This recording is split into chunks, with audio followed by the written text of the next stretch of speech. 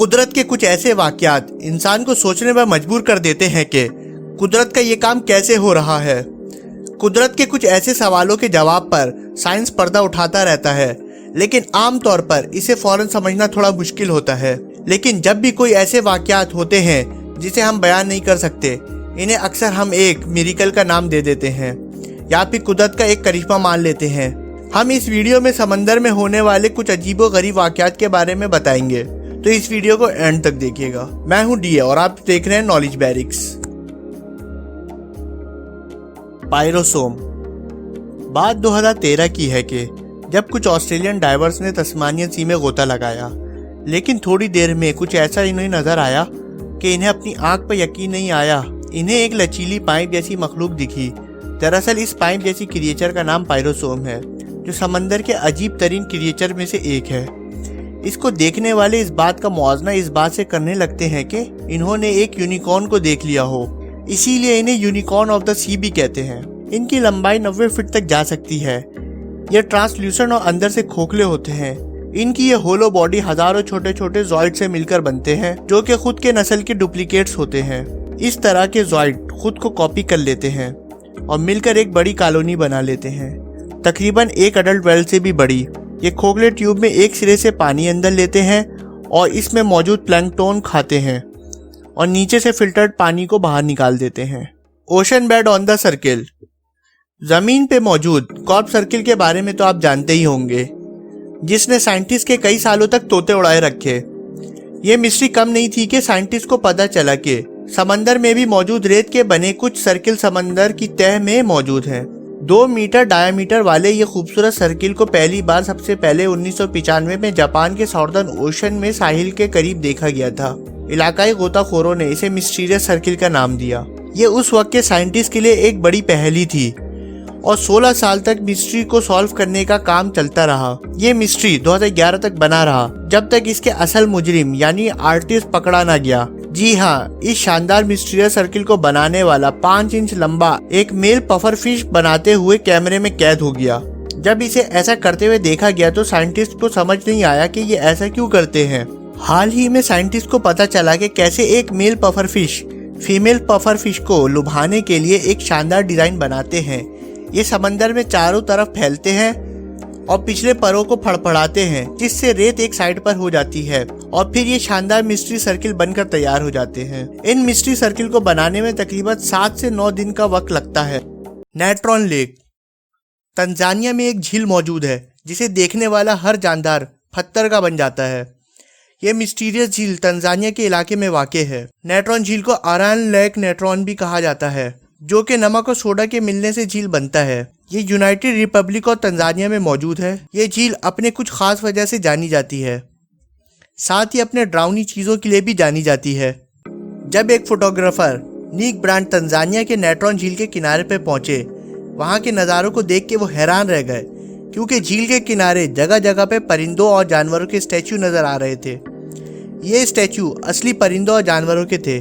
कोई भी सही तरीके से नहीं जानता, लेकिन लगता है कि लेक की रिफ्लेक्टिविटी की वजह से ये परिंदे पानी के अंदर गिर गए। पानी में नमक और सोडा की मिकदार ज़्यादा होने की वजह से बॉडी को सेफ रखती है। पानी में अल्कलाइन का पीएच 9 से 10.5 पीएच है, लेकिन अमोनिया की वजह से कभी कभी इसका पीएच 12 से भी ज़्यादा हो जाता है, जिसकी वजह से ये मूर्तियों की तरह दिखते हैं, या कहें कि ज़ॉम्बीज़ या मम्मी की तरह दिखते हैं। कुछ परिंदे और इन्वर्टिब्रेट यानी रेंगने वाले कीड़े मकोड़े झील को अपना घर बनाने में कामयाब हुए, और कुछ मछलियां झील के किनारे जहां कम नमकीन पानी होता है वहां जिंदा रहने और फलने फूलने में कामयाब रही हैं। Striped iceberg. अगर आप अंटार्कटिका के बारे में सोचते होंगे तो बस आपके जहनों में चारों तरफ बड़े बड़े सफ़ेद आइसबर्ग का ही ख्याल आता होगा, लेकिन अगर हम कहें इसके अलावा नीले, हरे, पीले और यहाँ तक के भूरे रंग के शानदार डिजाइन वाले आइसबर्ग भी मौजूद हैं, तो शायद एक बार को आप चौंक जाएंगे, लेकिन ये सच है और इन्हें स्ट्रिप्ड आइसबर्ग कहते हैं। स्ट्रिप आइसबर्ग तब बनते हैं जब समंदर का नीला और अंटार्कटिका के बर्फ दरारों में एक साथ मिलते हैं। बर्फ पिघलता है और पानी जम जाता है, और ये बार बार होता रहता है। अलग अलग रंग के आइसबर्ग अलग अलग वजह से नजर आते हैं। नीले लाइन सब में आम है। वो तब बनती है जब बर्फ़ की दरारें पानी से भर जाती हैं और ये पानी इतनी तेज़ी से फ्रीज होता है कि इसमें बुलबुले नहीं बन पाते और हरी लाइन तब बनती है जब धराड़ों में भरने वाले पानी में एल्गी की मौजूदगी होती है। भूरी, पीली, यहाँ तक कि काली लाइंस गंदगी और गंदे पानी में मिल जाने की वजह से बनती हैं और लाइंस को बनाते हुए बर्फ के डिजाइन में ढल जाते हैं। वैसे तो ये नॉर्मल नहीं है, लेकिन ये काफी जगहों पे मिलते हैं। नॉर्वे के टेंचेन ओविंड ने पहली बार इन ग्लेशियर्स की फोटो को खींचा और इनको एनालाइज भी किया था। व्हिर्लपूल। आपने कई बार फिल्मों और कहानियों में लोगों या कश्तियों को भंवर में खींचते या डूबते देखा होगा। क्या ये कहानियां सच है? लेकिन ये अगर ऐसा है तो क्या है? अगर आसान जबान में बात करें तो पानी का एक भंवर जो कि अपने आप में सेंटर में एक खिंचाव बल पैदा करता है, अपनी पहुंच में आने वाली आसपास की चीजों को अपने अंदर खींच लेता है।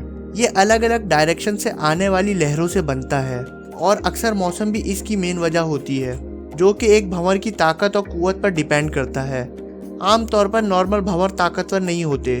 जो ताकतवर भंवर होते हैं इसे अंग्रेजी में मेलस्ट्रोम कहते हैं। ऐसे किसी भी भंवर के लिए वॉर्टेक्स का लफ्ज इस्तेमाल किया जाता है, जो किसी भी चीज को अपने अंदर खींच कर तह तक पहुंचा सकता है।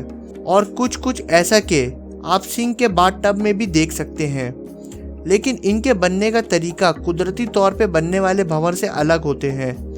छोटे भंवर आबशार से आसपास दिखाई देते हैं, लेकिन नागरा भंवर जैसे ताकतवर भंवर के मामले में बनने वाले भंवर काफी ताकतवर हो सकते हैं।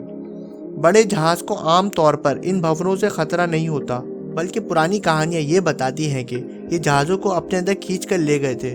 लेकिन इन भंवरों में इतनी ताकत होती है कि तैराकों और छोटी कश्तियों को जरूर अंदर खींचकर साहिल पर पटक सकती है, जिसके डूबने से मौत हो सकती है। Candy lake.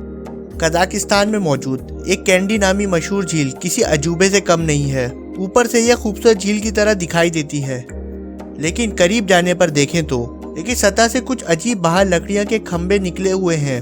असल में ये पेड़ों के हिस्से हैं। इनके बाकी हिस्से पानी के अंदर डूबे हुए होते हैं, यानी पानी के नीचे मौजूद पूरे जंगल के रूप लिया हुआ है। झील में अंदर की तरफ बढ़ते पेड़ किसी अजूबे से कम नहीं है। इन पेड़ों की तादाद इतनी ज्यादा है कि किसी जंगल का रूप ले चुके हैं। दरअसल 1911 में आए एक जल्जले की वजह से ऐसा हुआ, जब एक लैंडस्लाइड के बाद पहाड़ का मुंह बंद हो गया और वहां पर कुदरती तौर पर एक डैम बन गया।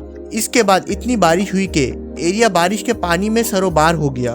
भले ही झील के बाहर पेड़ सूख गए, लेकिन जंगल के पानी में डूब जाने की वजह से इनके बीच हरे भरे ही रहे और इस कुदरती झील का रूप ले लिया। हैरानी की बात यह है कि पेड़ों ने अपने आप को इस हाल में ढाल लिया कि अब इनकी नई शाखें पानी के अंदर ही कई फीट लंबी हो जाती हैं। ये झील समंदर से तकरीबन 2000 मीटर ऊपर है और इसका पानी भी बहुत ठंडा है और इस झील को पास से देखने का अपना ही अलग मजा है। और इसका फिरोजा कलर का पानी है, जिससे झील के अंदर तक का नज़ारा साफ साफ दिखाई देता है। ये झील सर्दियों के मौसम में जम जाती है। Frost flower. 2 सितंबर 2009 को घर जाते हुए वाशिंगटन रिसर्च टीम ने जमे हुए फूल जैसी चीज समंदर के ऊपर चारों तरफ घास के मैदान की तरह फैली हुई देखी और वो दंग रह गए। इस जगह मौजूद वो समंदर के हर जगह फैली हुई थी। इनके पिघलने पर जब 1 से 2 मिलीलीटर पानी की जांच की गई तो इसमें तकरीबन 1 लाख बैक्टीरिया पाए गए।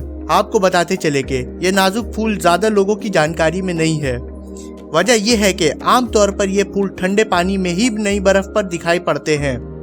ये नॉर्मली कम टेम्परेचर पर ही बनते हैं। जब एटमॉस्फेयर का टेम्परेचर जमी हुई बर्फ से भी कम हो जाता है, तब ऊपर मौजूद पानी में ये फ्लावर डायामीटर में 3 से 4 सेंटीमीटर तक खिल जाते हैं और अक्सर देखने में फूल की तरह लगते हैं। फ्रॉस्ट फ्लावर में नमक की मिकदार बहुत ज़्यादा होती है, जो कि इसके क्रिस्टल जैसे दिखने के पीछे का राज है। Methane bubble. जमी हुई झील के नीचे फंसे हजारों बुलबुले देखने में आपको ज़रूर अच्छे लग सकते हैं। हालांकि ये सिर्फ कोई आम हवा के बुलबुले नहीं हैं, बल्कि जलने वाली खास मीथेन गैस के बुलबुले हैं, जो झील की जमी हुई सतह के नीचे सिर्फ कुछ इंच नीचे फंसे रहते हैं। ये बुलबुले तब बनते हैं जब झील के नीचे मौजूद पौधे मीथेन गैस छोड़ते हैं, जो सतह तक पहुंचते जम जाती है। इस बुलबुलों को सबसे अच्छी तरह कनाडा के अल्बर्टा में लेक इब्राहिम के ऊपर देखे जा सकते हैं। अगर आप इन्हें फोड़कर आग लगाएंगे तो आप हवा में आग लगते हुए आसानी से देख सकते हैं। और अगर आपको ये वीडियो अच्छी लगी तो लाइक करें और सब्सक्राइब करके हमारी हौसला अफजाई करें और लोगों के साथ शेयर भी करें, ताकि ये इन्फॉर्मेशन ज़्यादा से ज़्यादा लोगों तक पहुँचे। थैंक यू फॉर वॉचिंग और मैं आपको मिलूंगा एक अगली वीडियो में। जब तक अपना ख्याल रखिएगा। शुक्रिया।